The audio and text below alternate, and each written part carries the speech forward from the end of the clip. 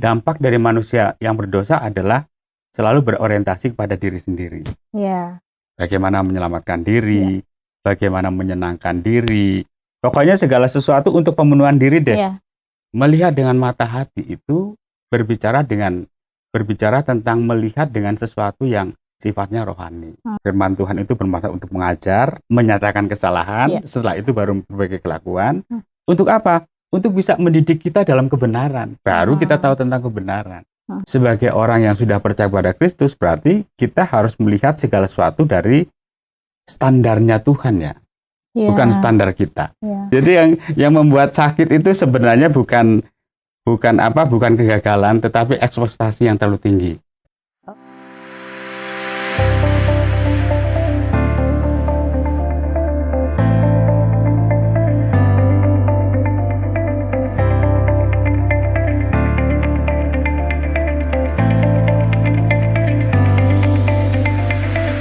Salam jumpa sahabat Askara Channel.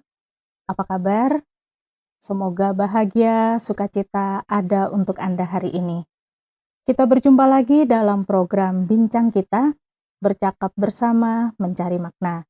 Kali ini bersama saya, Anna Tidens. Dan saya sudah ditemani Bapak Oti Priambodo. Apa kabar, Pak? Kabar baik. Kabar baik. Selamat datang, Bapak. Terima kasih. Saya Terima bisa kasih. diundang bertemu dengan Mbak Ana hari ini. Iya, terima kasih juga untuk kesediaan Bapak. Oke. Kita akan bercakap-cakap bersama. Siap. Kita akan membahas ini, Pak, melihat dengan mata hati. Wah, tema yang cukup menarik nih. Iya, saya punya pengalaman begini. Saya Oke. datang ke satu tempat. Oke. Ya. Nah, ini tempat anak-anak berkebutuhan khusus. Ada satu tulisan yang menarik di situ. Mari melihat dengan mata hati. Nah, awalnya sih saya tersenyum melihat tulisan itu. Tapi seiring berjalannya waktu dan sampai sekarang, saya menyadari bahwa ternyata banyak hal yang saya harus belajar begitu. Iya. Nah, sebelum kita sampai pada melihat dengan mata hati, Iya, Pak, iya, iya. pertanyaan saya, sebetulnya kalau esensi melihat itu apa, Iya. Pak? Kan Iya. ada melihat, memandang, melirik misalnya. Iya. Ya, melirik juga melihat. Iya. Memandang juga melihat. Iya, iya. Ya, melihat itu kaitannya dengan bagaimana menggunakan mata untuk memandang atau memperhatikan. Nah, itu kalau kita bicara tentang melihat ya. Jadi kalau berbicara tentang ya memandang juga pasti dengan mata kan. Jadi memungkinkan untuk kita bisa memperhatikan ya dengan cara melihat itu. Jadi kalau berbicara tentang melihat itu juga dalam pengertian umum itu artinya menggunakan dan menggunakan mata untuk memandang atau memperhatikan. Jadi yang jelas yang digunakan adalah mata. Yang pertama mata, Pak. Tapi kalau melihat dengan memandang, dengan melihat-lihat itu kan pasti sudah beda ya, Pak. Ada tingkatan-tingkatannya. Berarti melihat ini juga membutuhkan emosi, membutuhkan perasaan, membutuhkan otak juga untuk berpikir, begitu Pak ya? Ya, yang jelas kalau kita melihat sesuatu berarti kita pasti nanti akan berespon juga. Ya. Itu kan ada kaitannya dengan hati juga. Betul, ya. Ada kaitannya dengan pada akhirnya kita juga menilai. Ya kan? Kalau kita sudah melihat misalnya ada sesuatu yang membuat kita tertarik melihat motor saja. Kalau saya melihat motor, wah ini saya kepengen beli nih. Ya, itu berarti sudah melibatkan hal lain ya Pak ya. Apalagi kalau motor sesuai dan keinginan kan. Wah, gitu. Tapi begini Pak, kadang-kadang kita bisa terjebak pada kesalahan. Mungkin kita bisa melihatnya benar, tetapi objek yang kita lihat salah. Atau sebaliknya, kita melihatnya sudah salah dengan cara yang salah. Oh ya. Nah ini bagaimana nih Pak? Ya itu tergantung bagaimana persepsi juga sih. Ya kan. Kalau istilahnya kalau kita melihat tanpa ada persepsi yang lain berarti kita melihat sesuai dengan penilaian yang ada dalam suasana lingkungan saat itu. Tapi kalau kita sudah ada persepsi tersendiri dengan wah berarti orang itu memang seperti ini karena kita sebelumnya sudah tahu informasi. Nah, maka kita akan terbangun oh ternyata memang seperti ini. Nah, gitu. Jadi kalau bicara melihat tidak bisa hanya dengan mata ya Pak, tapi sudah banyak hal yang sudah terkait di dalamnya. Nah, seperti pengalaman saya tadi, saya punya pengalaman membaca tulisan itu, melihat dengan mata hati. Nah, ternyata sampai sekarang saya merasa banyak hal yang saya harus belajar. Nah, ternyata banyak proses-proses yang harus saya ikuti supaya bisa sampai melihat dengan mata hati. Betul, ya. Bagaimana Bapak menjelaskan ini? Apalagi kalau tadi yang disampaikan oleh Mbak Ana bahwa datang ke satu tempat yang kaitannya dengan wah ini anak-anak kebutuhan khusus nih. Berarti kan paling tidak sudah terbangun bahwa mereka itu adalah anak-anak yang membutuhkan perhatian. Sehingga ketika ada kata seperti itu kayaknya tersentak juga. Ya kan, melihat dengan hati. Ya, seperti Tuhan Yesus kalau kita lihat di dalam kitab Matius ya, kitab Markus pasal yang ke-6 ayat 34. Dikatakan demikian, ketika Yesus mendarat, ia melihat sejumlah besar orang banyak, maka tergeraklah hatinya oleh belas kasihan. Jadi ketika Yesus melihat, berarti kan melihat dulu kan? Melihat dulu. Melihat apa? Melihat orang. Nah, kalau melihat orang kan berarti kan kebutuhan-kebutuhan yang ada itu kan masing-masing berbeda. Kalau tadi Mbak Ana masuk di salah satu tempat di mana di situ adalah orang-orang yang berkebutuhan khusus, pasti kan melihat oh ternyata kebutuhannya seperti ini. Nah, kalau kita yang memiliki hati pasti tersentak juga, berarti melihat. Nah, setelah melihat baru di situ dilihat ia melihat, kemudian berikutnya tergeraklah hatinya oleh belas kasihan. Ya, kalau berbicara tentang Yesus itu kan berbicara tentang Allah yang turun ke dalam dunia kan untuk menyelamatkan manusia. Jadi itu berbicara tentang kasih. Berarti dia juga melihat, bukan hanya melihat dari sisi manusia saja, tetapi melihat dari sisi rohani. Iya kan? Kalau melihat dari sisi rohani, orang-orang banyak itu perlu diapakan? Orang-orang banyak itu perlu misalnya dikasih makan. Kalau secara jasmani. Setelah itu orang-orang banyak itu mereka adalah orang-orang yang penuh dengan masalah, penuh dengan tantangan. Mungkin mereka juga ketemu dengan Yesus dengan motivasi dan maksud tertentu. Pasti kan perlu pengajaran, perlu pelayanan untuk selanjutnya. Nah, paling tidak seperti itu. Jadi ketika melihat, kemudian setelah itu tergeraklah hatinya untuk dengan berbelas kasihan. Apakah itu berarti ketika kita belajar dari Tuhan Yesus yang melihat dengan mata hati, kita juga perlu mengasah simpati kita, empati kita kepada orang lain, Mbak? Iya, kalau hidup kita, istilahnya kalau kita kan manusia yang berdosa, natur kita kan berdosa ya, manusia yang tidak mungkin tidak salah. Karena kan setelah manusia jatuh ke dalam dosa, kemudian berdampak kepada setiap kita, manusia juga dari keturunan Adam. Kemudian yang berikutnya bahwa manusia itu membutuhkan keselamatan di dalam Yesus Kristus. Nah, dampak dari manusia yang berdosa adalah selalu berorientasi kepada diri sendiri. Bagaimana menyelamatkan diri, bagaimana menyenangkan diri, pokoknya segala sesuatu untuk pemenuhan diri deh. Nah, tetapi ketika dia sudah percaya kepada Kristus, kan berbeda. Segala sesuatunya bukan lagi untuk diri sendiri, tetapi untuk Kristus. Pasti ketika melihat sesuatu juga, dia akan melihat dari apa yang Tuhan Yesus sudah lakukan. Begitu, Mbak Ana. Nah, secara praktis ini Pak, kalau melihat dengan mata hati itu kan bukan hanya pada satu masa tertentu, bukan hanya pada satu kondisi tertentu, tetapi yang kita belajar kan seumur hidup kita juga pasti diajarkan untuk melihat dengan mata hati. Nah, tapi masalahnya kadang-kadang kita terjebak seolah-olah kita dimanfaatkan. Kita sudah melihat dengan benar, melihat dengan mata hati. Ternyata hal yang kita lakukan atau kebaikan yang kita lakukan salah sasaran. Ya, memang ya itu sekali lagi kan, ketika kita bertindak itu kan pasti ada penilaian. Mungkin orang lain menilai dari sisi yang berbeda.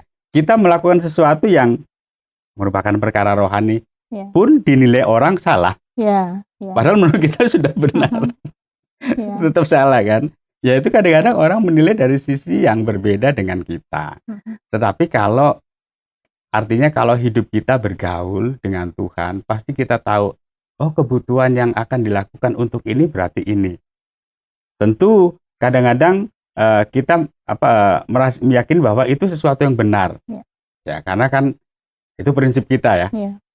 Tetapi kalau itu memang searah dengan apa yang Tuhan mau, pastilah. Walaupun sebenarnya dari sisi orang lain dianggap salah, dan kita sudah melakukan sesuatu yang benar, ya wajar-wajar saja kan. Bagi orang bisa mempersalahkan kita. Tapi bagi kita, selagi masih itu searah dengan apa yang Tuhan mau, tidak masalah sih sebenarnya. Jadi melihat dengan mata hati itu berbicara tentang melihat dengan sesuatu yang sifatnya rohani. Mata hati ya. Bukan melihat dengan keinginan hati ya.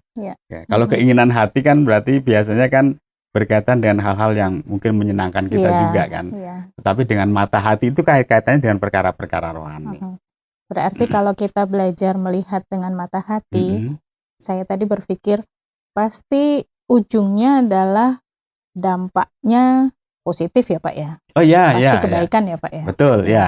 Kalau berbicara tentang sesuatu yang berkaitan dengan mata hati itu, apalagi berbicara tentang mata hati kan sesuatu berkaitan dengan hati yang hati yang bersih kan. Mata hati kan Yesus melihat, setelah itu tergeraklah hatinya. Itu kan berkaitan dengan mata hati kan. Dan itu kan tergerak hatinya dengan belas kasihan. Lalu ada tindakan Pak ada tindakan. Kecuali kalau Yesus tidak bertindak. Hanya ungkapan saja. Tetapi Alkitab tidak seperti itu. Alkitab menyebutkan Yesus melihat. Setelah itu baru Yesus tergerak hatinya dengan belas kasihan.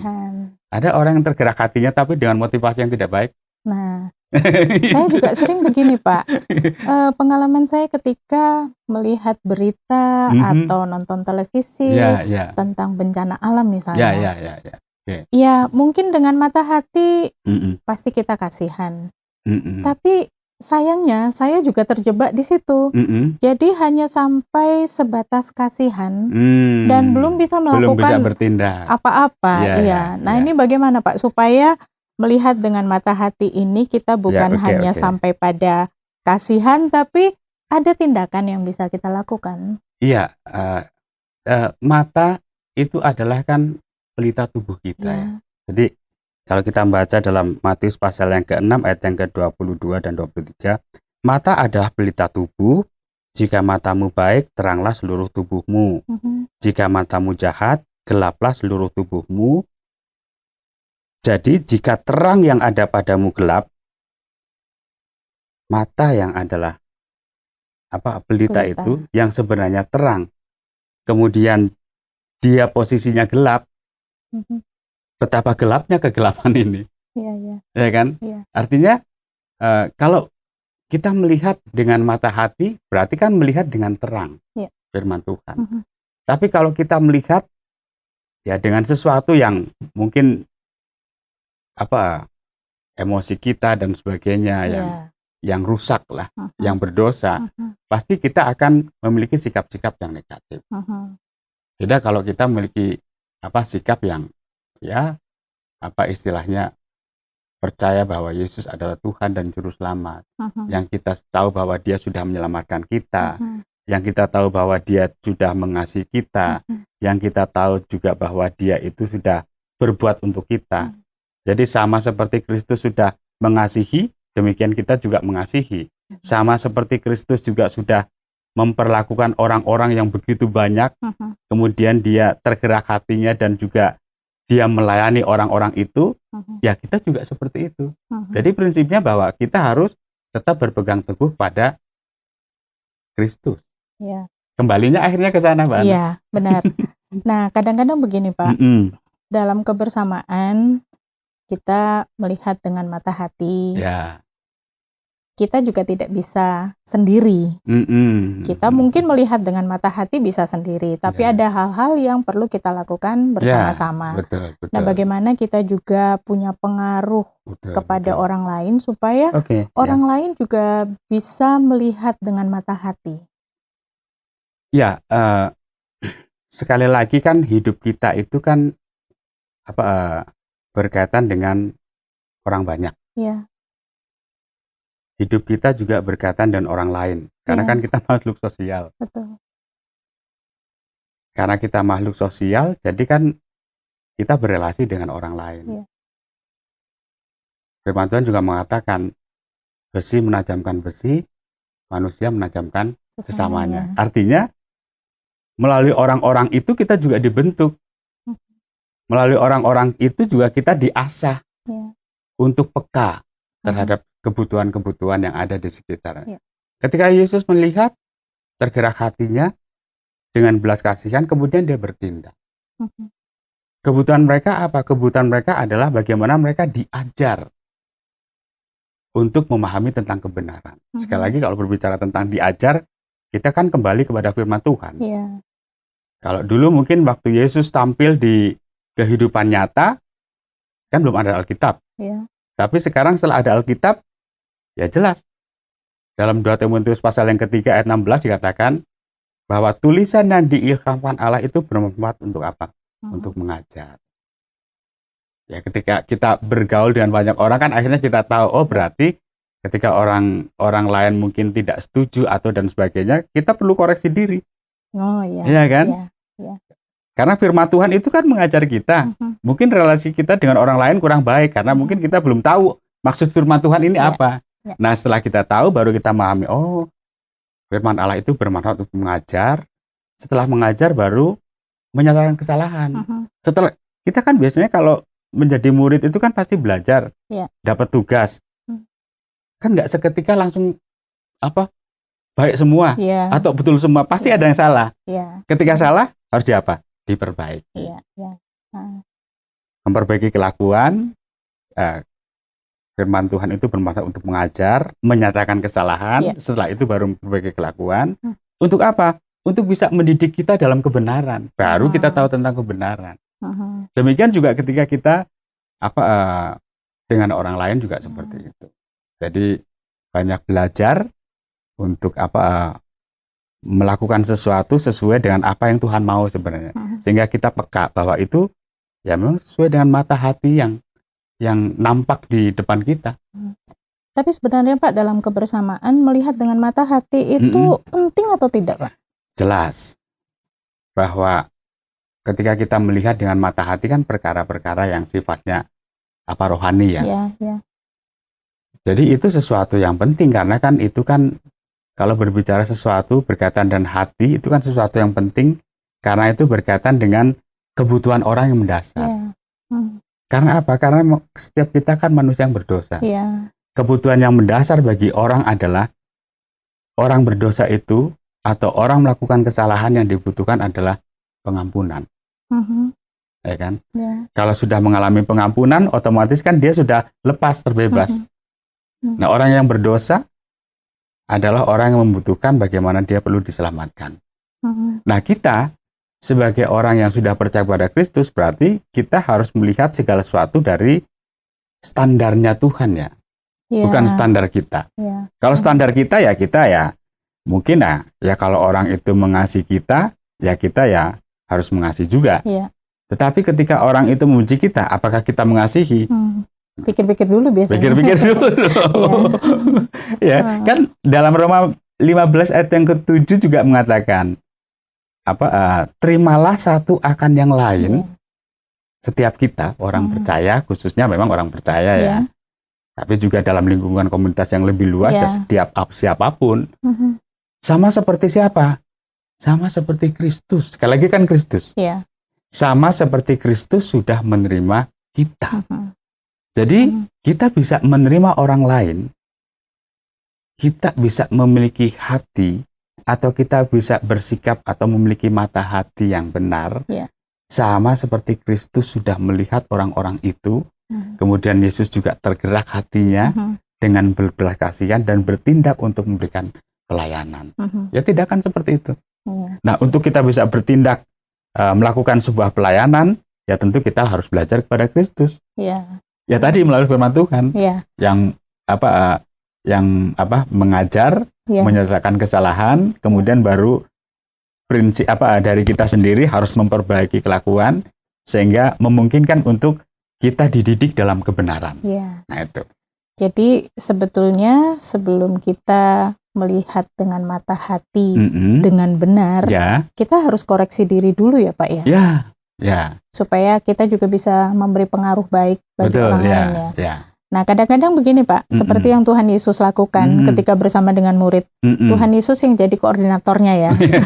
Jadi Tuhan Yesus yang memerintahkan untuk melakukan satu tindakan. Nah kadang-kadang dalam kebersamaan kita terhambatnya kan di situ ya Pak. Jadi ketika kita melakukan sesuatu, tidak banyak orang yang ikut berpartisipasi atau berkontribusi. Nah bagaimana Pak? Apakah kita harus meninggalkan mereka karena kita merasa saya sudah melihat dengan mata hati? Memang berbicara tentang apa sikap untuk memperhatikan orang itu kan masalah hati. Jadi kita juga tidak bisa memaksakan orang. Ya mungkin dia belum sampai. Ya kan? Tetapi kadang-kadang kita aja bisa seperti ini, masa orang lain tidak bisa? Karena begitu, Pak. Karena standarnya kita kan kita sendiri. Standar memperlakukan orang lain itu standarnya kita. Tetapi kalau kita memperlakukan orang lain sesuai dengan standarnya Tuhan, kita belajar, oh ternyata dia orangnya belum bisa ke sini. Nah, ada cara yang berbeda untuk bisa mungkin membawa dia memahami maksud dan tujuan dari kita. Jadi kalau kita memaksakan, justru membuat kita akhirnya jadi bermasalah juga Pak. Frustasi, bermasalah. Jadi sebenarnya istilahnya yang membuat kita akhirnya sakit hati. Betul. Akhirnya muncul masalah baru. Jadi yang membuat sakit itu sebenarnya bukan kegagalan, tetapi ekspektasi yang terlalu tinggi. Oh iya. Kita kan punya standar gini nih. Oke ya. Tetapi ternyata orang melakukan seperti ini. Harapan kita segini, akhirnya menganggap kita seolah-olah kita gagal. Dan kita akhirnya sakit hati dan sebagainya. Sakit hati sebenarnya oleh karena pikiran kita sendiri ya, perbuatan kita, pemikiran kita. Ya, jadi sebetulnya kalau dalam kondisi seperti itu, ketika kita merasa kita sudah melihat dengan mata hati, kemudian ada orang yang mungkin tidak sepemahaman dengan kita, kita meninggalkan mereka juga nggak masalah ya sebetulnya Pak ya? Maksudnya tidak ikut melibatkan mereka. Kita perlu bijak juga ya istilahnya. Kalau memang itu dalam sebuah kebersamaan, artinya kecuali kalau memang kita sudah kasih tahu dan ada memang sudah nggak bisa sama sekali, otomatis kenapa nggak pakai yang lain? Mungkin dia bukan di situ. Nah ini kan masalah pengaturan strategi kan. Kita bisa pakai yang lain atau kita bisa sebenarnya mungkin tidak meninggalkan, cuma mungkin memberikan peluang kepada kesempatan yang lain, yang berbeda. Istilah saya meninggalkan Pak. Mungkin kita memberi kesempatan waktu yang lain ya. Begitu. Jadi kalau misalnya ada kesempatan lagi, kita bisa terus melibatkan orang-orang lain dalam kebersamaan itu Pak ya. Iya betul. Karena begini kan, tidak semuanya orang sama dalam bergerak. Betul. Ya kan? Ada geraknya lambat, tetapi pada akhirnya dia juga akan sampai. Tetapi ada orang yang geraknya cepat sehingga cepat akan sampai. Tetapi intinya sebenarnya akan sampai juga. Cuma berbeda caranya gitu. Nah, kalau tadi Bapak ulas tentang Tuhan Yesus yang melihat, kemudian tergerak hatinya oleh belas kasihan. Saya juga ingat cerita-cerita Tuhan Yesus, bagaimana Tuhan Yesus dalam perjalanan, kemudian menyembuhkan orang sakit, kemudian di satu pesta mengubah air menjadi anggur gitu. Nah, dalam pikiran saya begini Pak, kadang-kadang ketika kita sudah dalam perjalanan mau mencapai tujuan, nah kita harus belok dulu ini. Karena ketika kita menggunakan mata hati kita untuk melihat, nah berarti tujuan kita belum sampai nih Pak. Kalau berbicara tentang target target istilahnya kan, sampai ke sana kan, itu kan pasti sampai ke sana kan ada proses. ya kan? Dan proses kadang-kadang juga tidak sesuai dengan apa jadwalnya kita. Betul. Ya, apalagi kalau kita hidup dalam pelayanan ya, pasti berbeda kan. Kita target, wah 1 tahun ini kita ingin supaya ada orang bertobat misalnya kan. Tapi kan masalah pertobatan itu kan masalah Tuhan yang berbicara pada orang. Yang harus kita lakukan adalah bagaimana kita memenuhi amanat yang Tuhan berikan pada kita, yaitu tetap memberitakan, tetap menyampaikan pesan-pesannya. Jadi menyampaikan pesan-pesan itu tidak boleh seketika kemudian berhenti, harus terus-menerus, diajarkan terus-menerus ya. Ya proses untuk sampai ke sana kan berarti kan harus diajarkan. Dan proses untuk mencapai ke sana juga ada naik turun, ada tantangan, ada tidak. Semakin banyak tantangan, justru semakin banyak ada kesempatan kita untuk meyakini bahwa Tuhan mampu melakukan sesuatu. Bukan mengalihkan tantangan kita, tetapi bagaimana meminta supaya Tuhan itu menguatkan kita untuk bisa menghadapi tantangan. Nah, itu baru yang benar. Terkadang kita minta supaya mengalihkan, takut tantangan, ya Pak. Kayak misalnya Musa saja kan. Dia sudah takut duluan, bagaimana saya nggak bisa bicara Tuhan. Bagaimana Tuhan bisa memilih saya untuk memimpin orang Israel yang tegar tengkuk itu. Tetapi Tuhan, ada orang lain yang akan dipakai untuk menolong kamu. Kenapa Tuhan harus berbicara seperti itu dan terus terang kepada kamu? Padahal sebenarnya Tuhan punya rencana juga di balik itu. Tapi kadang-kadang ya kita manusia, sekali lagi kan kita manusia berdosa. Mengukur segala sesuatu dari standar kita, sehingga ketika kita melihat kadang-kadang dari proporsi kita. Tapi ketika Yesus, dia melihat, dia tahu kebutuhan manusia, tergeraklah hatinya dengan belas kasihan, dan akhirnya dia melakukan sebuah pelayanan ke depan untuk mereka. Ya itu yang kita harapkan supaya kita juga melakukan seperti apa yang Yesus lakukan kan? Iya. Nah Kak, sekali lagi Pak, kalau bicara tentang Tuhan Yesus ya kita pasti tahu karena dia Tuhan, dia Allah, pasti dia punya kuasa juga. Jadi ketika Tuhan Yesus melakukan sesuatu, melihat dengan mata hati, kita yakin bahwa yang dilakukan Tuhan Yesus itu pasti benar. Nah tapi masalahnya seringkali kita sebagai manusia kan kita banyak menilainya Pak. Kita banyak menilai kan apakah orang ini tulus, apakah orang ini tidak. Nah, apakah ada ciri-cirinya Pak atau tanda-tanda kita bisa melihat oh orang ini loh melihat dengan mata hati? Oh ya itu sekali lagi kita juga tidak bisa apa istilahnya menghakimi orang kan? Kadang-kadang kita jatuh kepada penghakiman karena sekali lagi kita inginnya sesuai dengan standarnya kita. Tapi ketika kita melakukan ketulusan dalam bertindak, maka kita tidak melihat apakah itu orang baik atau tidak, apakah itu tulus atau tidak, yang jelas aku mau melakukan sesuai dengan bagianku. Gitu toh. Kalau kita melakukan sesuai dengan bagianku, sudah, untuk urusan berikutnya terserah hubungan dia dengan Tuhan. Kan Tuhan kan bisa melakukan sesuatu dengan cara apapun, kapanpun, dan apakah itu lambat atau juga seketika. Nah itu. Jadi ya istilahnya prinsipnya adalah bahwa bagaimana yang kita lakukan itu sesuai dengan apa yang ya kata hati kita. Kalau itu sudah sesuai dengan kata hati, lakukan. Mungkin ada penolakan, tidak ada masalah. Ya itu kan kalau penolakan itu mungkin ya apakah mungkin kita masih belum melakukan sesuai, atau mungkin jangan-jangan kita salah alamat.